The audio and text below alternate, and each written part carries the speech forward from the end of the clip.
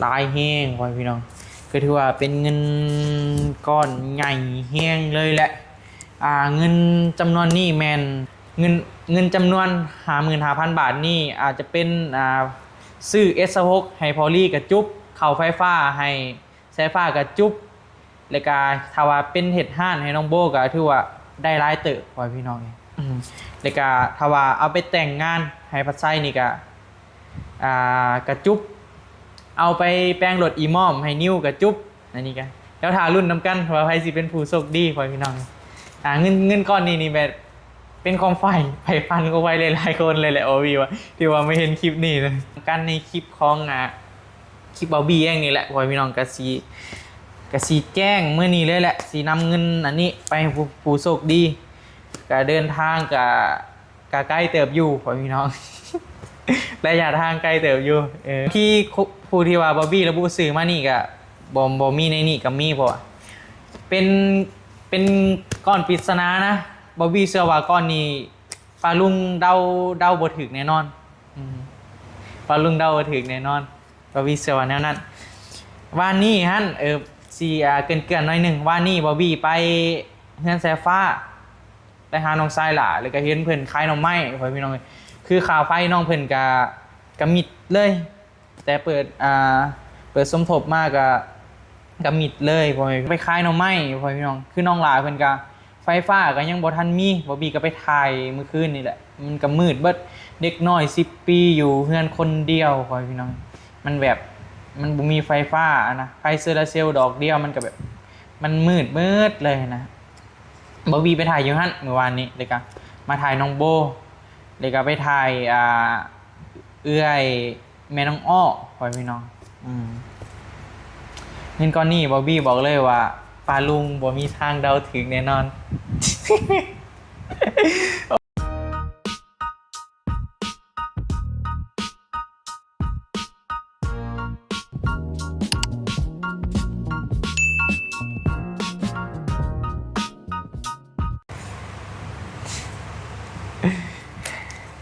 เอากับทักทายสบายดีเด้อพ่อแม่พี่น้องเด้อกับทักทายสบายดีกันนะบรรยากาศช่วงเที่ยงเนาะตอนนี้ก็12:22 นาทีแล้วนี่มื้อนี้พิเศษหน่อยหนึ่งเนาะเพราะว่า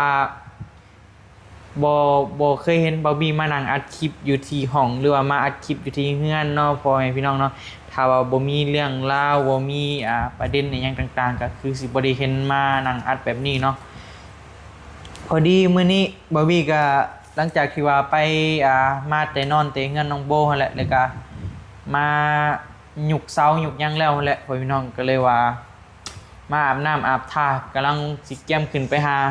น้องทรายเนาะกำลังว่าสิไปหาสายฟ้าพ่อแม่พี่น้องเลยบอบบี้ก็กระบะไปว่านี่ก็โอ้ยของอยู่ของกินก็บ่มีก็เลยว่าสิซื้อหมี่ซื้อไข่ซื้อปลากระป๋องอะไรอย่างต่างๆนั่นแหละพ่อแม่พี่น้องผมกำลังว่าสิขึ้นไปหาน้องทรายสิไปหาสายฟ้าแหละพอดีมีสายด่วนเข้ามา หรือว่ามีทาง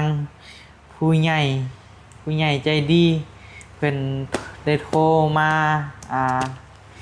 ลมกับบาวี่และเพิ่นก็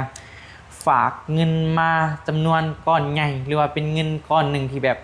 โอ้สำหรับบาวี่นี่เป็นเงินแบบลายแห้งเลยได้เป็นเงินก้อนใหญ่แบบก้อนบิ๊กก้อนหนึ่งเลยแหละพ่อแม่พี่น้องเอ้ยนี่ เต็มหมัดเลยเป็นเงินก้อนหนึ่งที่แบบว่าเนี่ยลายแห้งสำหรับบาร์บี้ลายแห้งแต่บ่ฮู้ว่าสำหรับปลาลุงลายบ่สำหรับบาร์บี้นี่ลายแห้งพ่อพี่น้องก็ถือว่าเป็นเงินก้อนใหญ่แห้งเลยแหละ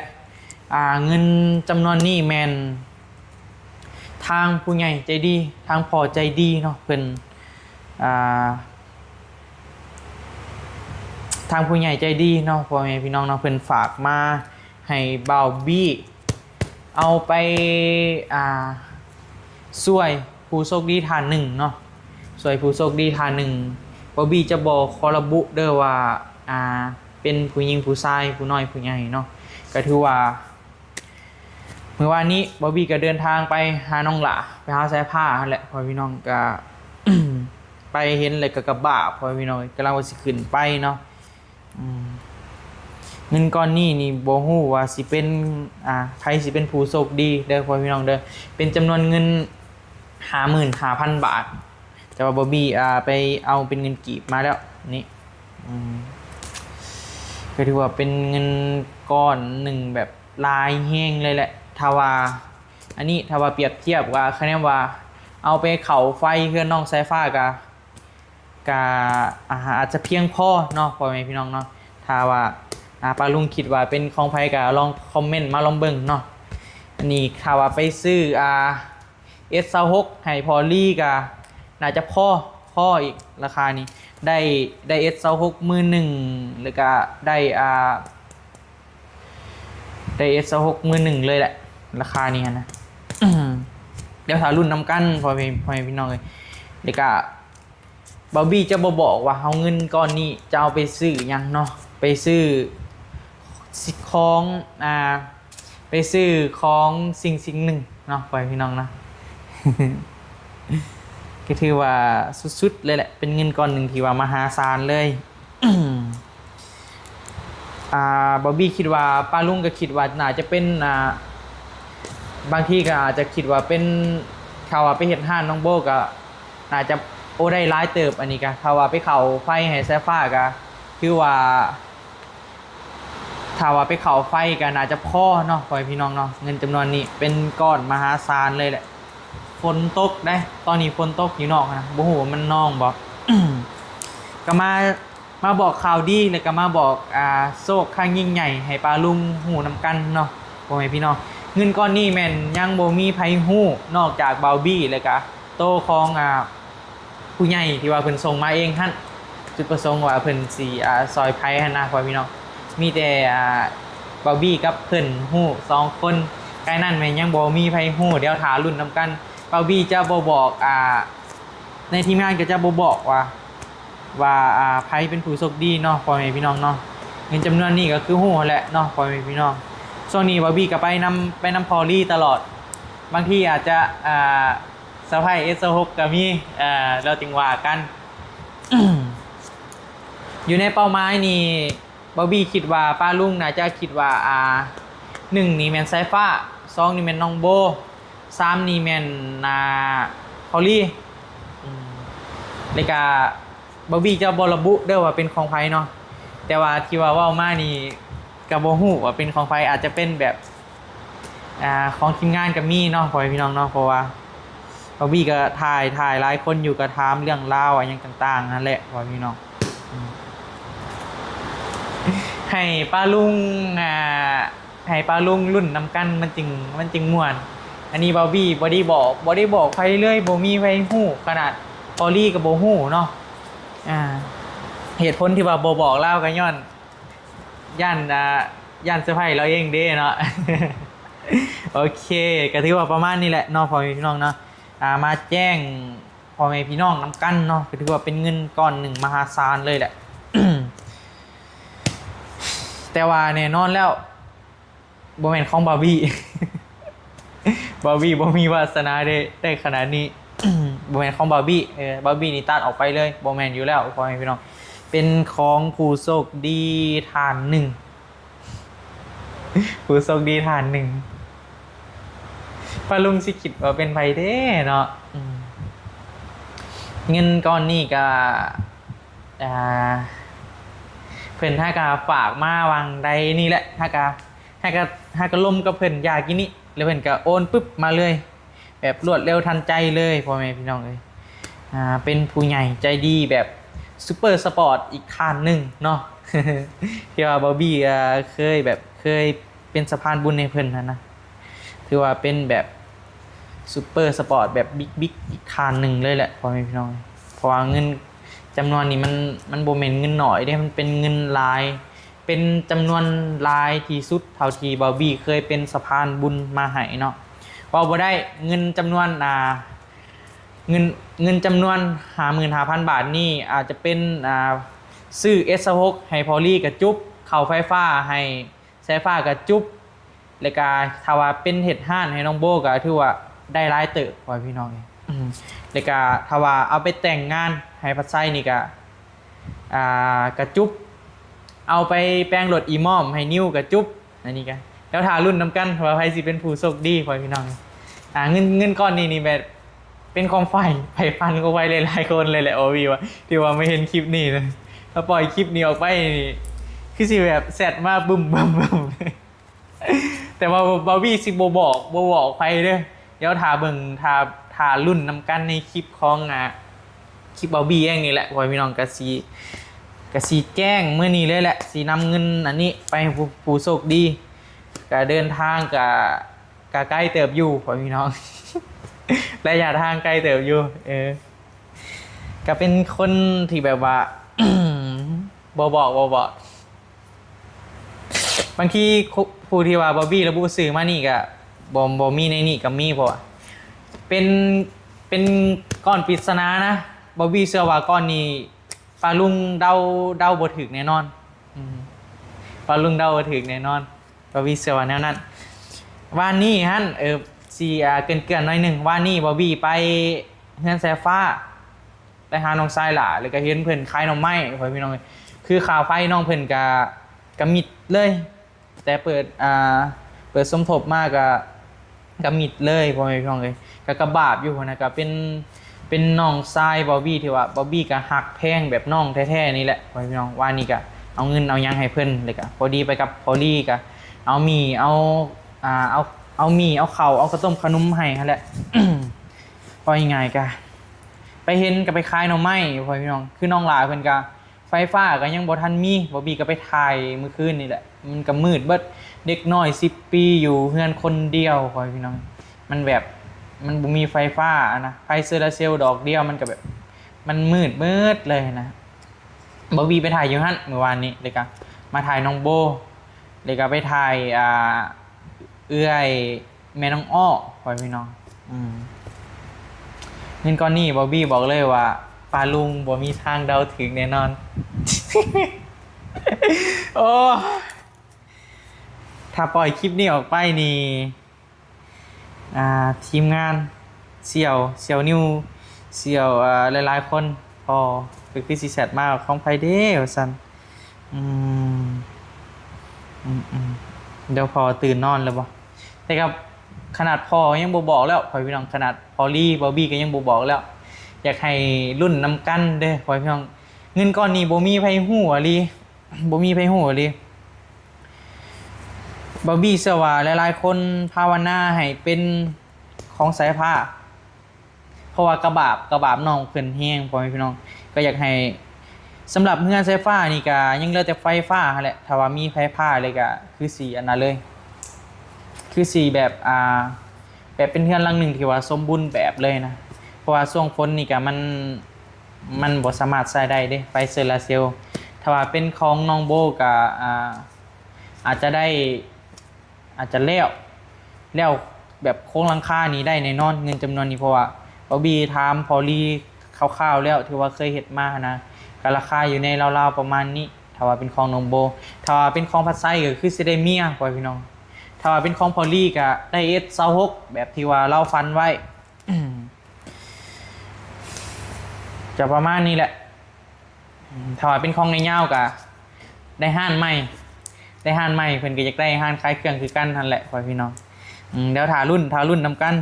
บ่มีไผฮู้อะลีบ่มีไผฮู้นอกจากบาร์บี้เลยก็ผู้ใหญ่ใจดีผู้ที่ว่าเพิ่นส่งเงินมาหั่นฮู้ว่าเป็นเงินของไผ มา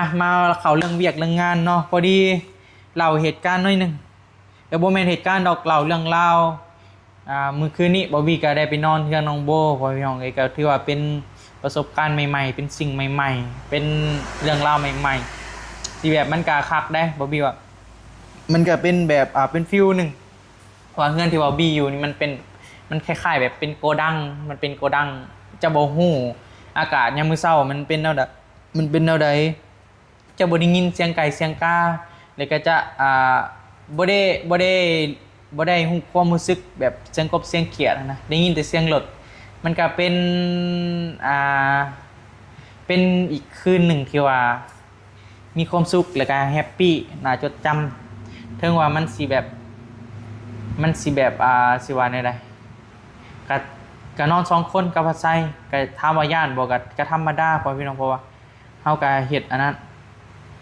เฮาก็ครอบเพิ่นเบิดเลยเด้ครอบเพิ่นเบิดแล้ว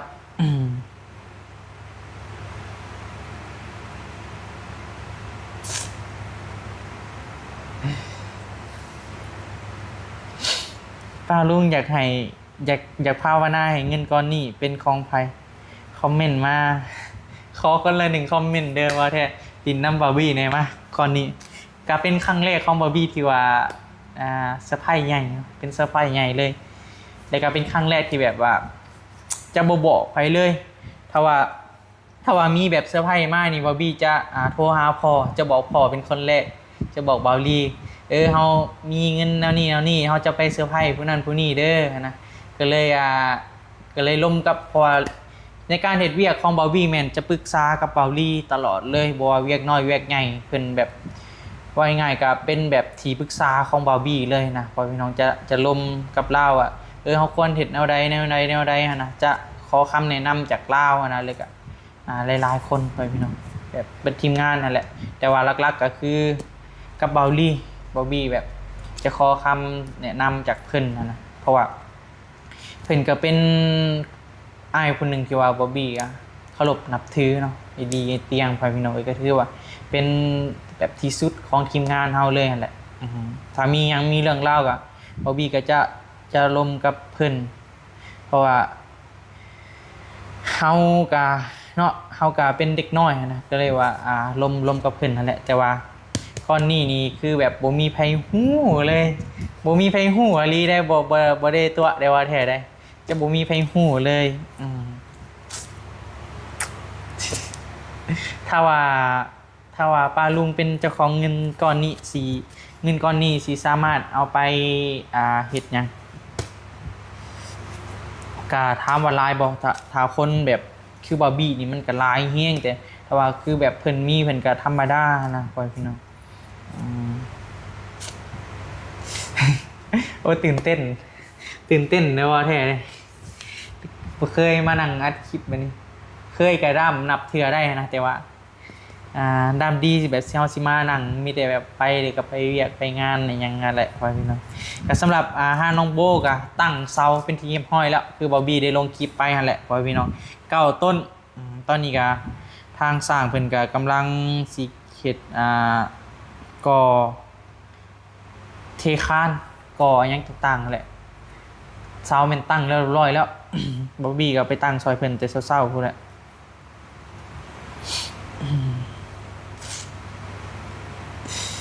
เบิ่ง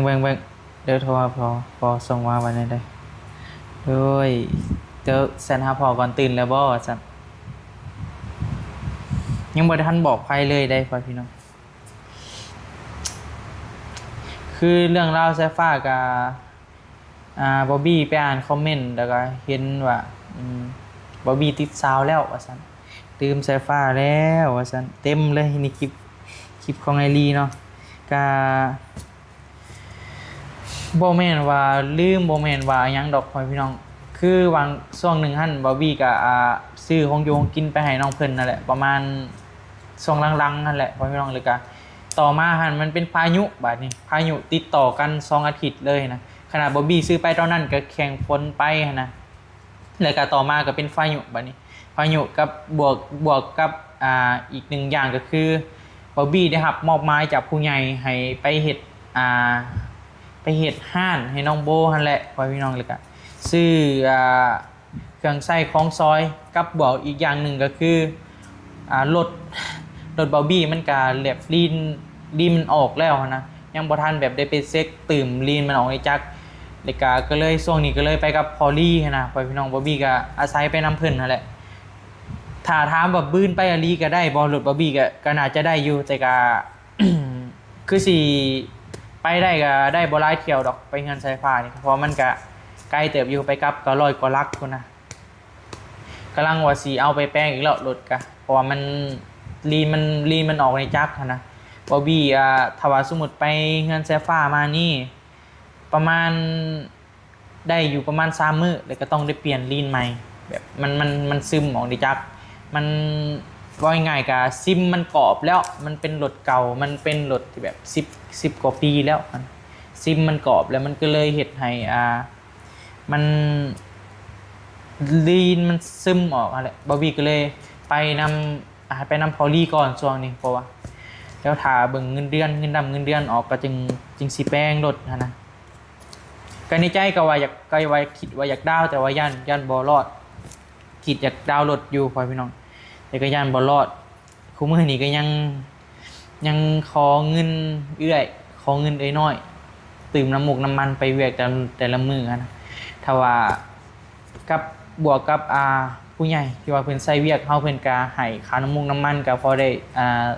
อันน่ะไปหั่นนะพ่อพี่น้องถ้าว่าอันแบบเงินเดือนนี่ถามว่าได้เก็บบ่ได้เก็บเลยแล้วก็บ่ได้บ่พอฮอดอันน่ะซ้ำนะตื่มน้ำมันแต่ก็เฮาเลือกแล้วเด้เฮามักแล้วก็บ่บี้ก็สิพยายามสู้ไปเรื่อยๆเนาะ แล้วก็พอดีได้รับงานอยู่นี่แหละรับงานอยู่งานน้องโบนี่แหละก็เลยบ่ได้เดินทางไปทางไทยบอบบี้ก็คอยสแตนบายซื้อเครื่องให้สร้างซื้อนั่นซื้อนี่อุปกรณ์ต่างๆนั่นแหละเพิ่นขาดเรือยังบอบบี้ก็จะสแตนบายให้เพราะว่าอยากให้เวียกมันรันมันต่อเนื่องเลยพ่อพี่น้องก็เลยว่าได้เบิ่งเวียกเบิ่งงานอยู่นี่เด้อพ่อพี่น้องอยากให้ป้าลุงเข้าใจบอบบี้แน่เนาะคือสายฟ้านี่ก็บอบบี้ก็ฮักได้ฮักสายผ้าคือน้องคนหนึ่งเลยแหละป้าลุงอาจเบิ่งติดตามบอบบี้มาตะกี้ก็อาจจะเข้าใจเนาะตะกี้บอบบี้ก็ไปหาน้องเพิ่นคุมมือคอยซื้อนั่นซื้อนี่ไปให้กินตลอดนั่นแหละพ่อพี่น้องแต่ก็บางทีก็ไปเห็นภาพว่านี่ก็โอเคได้บอบบี้ว่าเพราะว่าอีกอย่างถ้าว่าเฮาบ่ขึ้นไปก็น้องเพิ่นก็สิฮู้วิธีหาอยู่หากินเองหั่นนะพ่อพี่น้องแบบจะบ่ได้ท่าเฮาว่าถ้าเบิดแล้วก็บอบบี้สิคอยซื้อมาคือแต่เก่าว่าหยังฮะมันก็เป็นการฝึกไปในโตแต่ว่าบอบบี้ก็ยอมรับอยู่ว่าปะน้องเพิ่นดนเกินไปเพราะว่ามันคือฮู้แหละพายุ1มานี่พายุเข้าพ่อพี่น้องพายุเข้า2อาทิตย์ติดกันเลยฝนดินคู่มือเลยก็พอดีได้รับเวียกจากผู้ใหญ่เลยก็พอดีถ่ายเลยก็ไปกับพอลี่ซองนี้ก็มันก็เลยแบบ บ่ได้ขึ้นไปหาน้องหลาเพิ่นปานใดหั่นนะแต่ก็โทรลิ้นนำกันตลอดแล้วก็ต่อมาถ้าก็ติดต่อเพิ่นบ่ได้ประมาณ 3-4 มื้อนี่แหละแล้วบอบบี้ก็ตั้งใจส่วนพอลี่ขึ้นไปมื้อวานนี้ไปเยี่ยมน้องเพิ่นหั่นนะเพราะว่าย่านแบบเป็นหยังนั่นแหละไว้พี่น้องเพราะว่าเพิ่นส่งมาหาบอบบี้หั่นประมาณ4มื้อหลังว่าไอ้บี้เฮาแบบเว้าแบบตามแบบเด็กน้อยแหละเพราะว่าสายผ้ากับบอบบี้นี่ก็ค่อนข้างว่าลึงกันมีกับแบบน้องเพิ่นจะกล้าเว้ากล้าว่าแบบแตกต่างกับพวกไอ้นะเพราะว่าบอบบี้แบบสนิทกับสายผ้าเด้ซื้อของกินมาฝากเฮาแน่ว่าซั่นเฮาบ่มีของกินแล้วคือป้าลุงได้ยินในคลิปที่ว่าพอลีลงไปหั่นแหละเนาะพ่อพี่น้องก็ถือว่าประมาณนั่นแหละสำหรับเรื่องราวของน้องหลาเพิ่นก็อยากให้ป้าลุงเข้าใจบอบบี้แน่เด้อเนาะเพราะว่ามันกับในเฮือนน้องโบนี่ก็มีว่าง่ายๆก็มีมาแต่ทางบอบบี้นะเป็นเวียกแบบบอบบี้หับ 100% เลยเป็นงานของบอบบี้แบบเต็ม 100% เลยพ่อพี่น้องเพราะว่ามีแต่ทางบอบบี้มาคนเดียวเลยนะก็เลยว่าบอบบี้ก็เลยได้อยู่เบิ่งงานนี่แหละแต่ก็ต่อมาก็ได้ตืมบัตรน้องเพิ่นโทรมาขอบัตรก็ได้ตืมให้โอนให้ตลอดอยู่ก็ประมาณนี้แหละเรื่องราวนะ แต่ก็บ่เป็นหยังดอกเนาะเพราะว่าทุกคนก็มีมุมมองต่างกันบอบบี้ก็เข้าใจโลกออนไลน์ทุกคนมีสิทธิ์ทุกคนเฮาคิดบ่คือกันดอกคนเฮานะมันแบบมันหลายคนเด้พ่อพี่น้องแต่ก็ถามว่าบอบบี้รู้สึกแนวใดบอบบี้ก็บ่ได้เป็นแนวใดพ่อพี่น้องก็ดีใจที่ว่าผู้ใหญ่เพิ่นมอบหมายให้เนาะสำหรับเรื่องน้องชายก็ขึ้นไปตลอดอยู่พ่อพี่น้องก็เบิ่งเวียกเบิ่งทั้งนั้นทั้งนี้แหละว่าคือฮู้แหละขึ้นไปหาสายผ้าก็มีแต่ของอยู่ของกิน เพราะว่าเฮือนซ่านเพิ่นก็แล้วเลยเด้พอพี่น้องเขาก็พยายามซอยหลายๆบอลนั่นแหละโอเคเดี๋ยวถารุ่นน้ำกันเนาะเบิ่งเด้อบาวีซีเอาไปนี่ประมาณจักโมงวะ